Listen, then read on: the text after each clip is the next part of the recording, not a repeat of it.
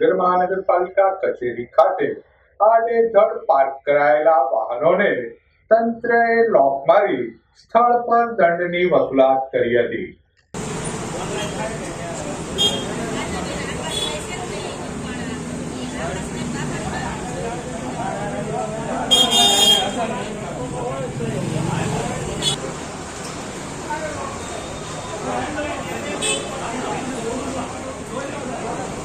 ભાવનગર મહાનગરપાલિકા કચેરી ખાતે કામ સબબ આવતા અરજદારો દ્વારા પોતાના વાહનોને આડેધડ પાર્ક કરી દેવાતા તંત્ર દ્વારા આડેધડ પાર્ક કરાયેલા વાહનોને લોક મારી દેવામાં આવ્યું હતું.